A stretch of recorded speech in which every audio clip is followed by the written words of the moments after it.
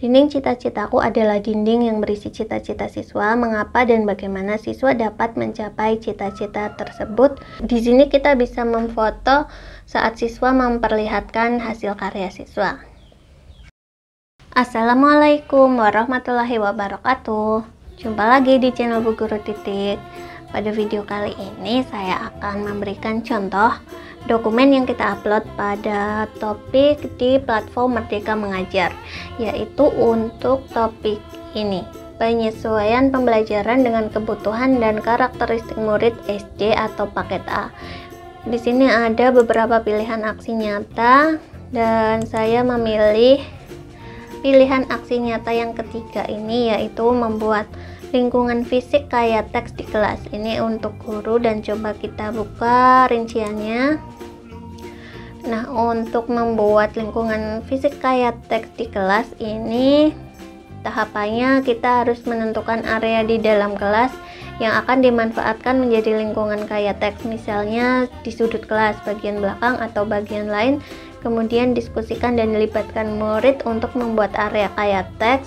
Manfaatkanlah area teks tersebut, kemudian meminta umpan balik secara tertulis kepada siswa minimal 3 orang, dan kita harus mengunggah dokumen dengan bukti saat membuat dan memanfaatkan area kayak teks serta lembar umpan balik dari murid. Di sini juga ada catatan aksi nyata dapat dilakukan secara kolaborasi, namun pendidik harus menuliskan refleksi atau deskripsinya masing-masing sesuai dengan peran dan pengalaman yang didapatkan saat melakukan aksi nyata. Refleksi personal adalah bagian penting dari proses pembelajaran. Nah, ini adalah dokumen yang bisa kita unggah. Pertama saya membuat cover untuk dokumen aksi nyata ini, kemudian pada slide yang kedua ini adalah judul dari lingkungan fisik kayak teks yang saya buat, yaitu dengan tema dinding cita-citaku.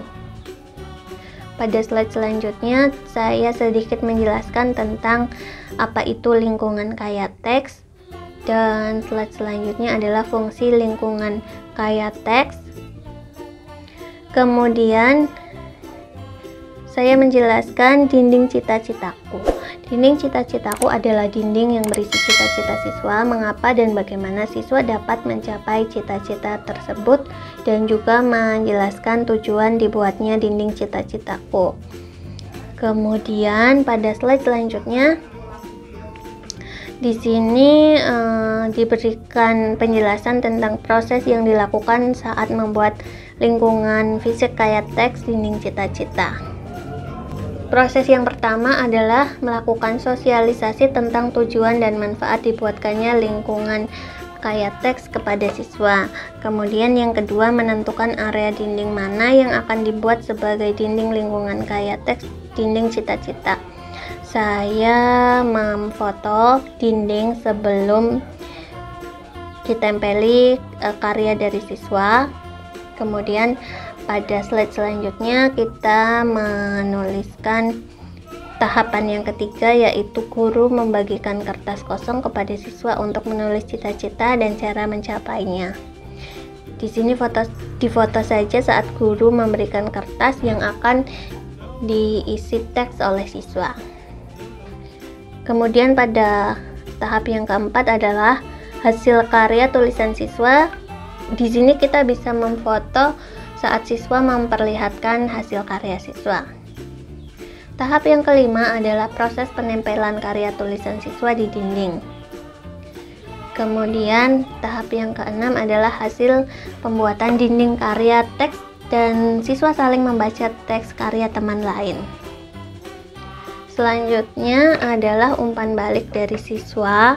Tadi disebutkan minimal 3. Ini adalah umpan balik yang pertama, kedua, dan ketiga. Jadi seperti itu teman-teman, contoh dokumen aksi nyata yang bisa kita upload pada topik penyesuaian pembelajaran dengan kebutuhan dan karakteristik murid SD untuk pilihan aksi nyata membuat lingkungan fisik kayak teks di kelas. Demikian video singkat dari saya, semoga bermanfaat. Sampai jumpa di video selanjutnya. Wassalamualaikum warahmatullahi wabarakatuh.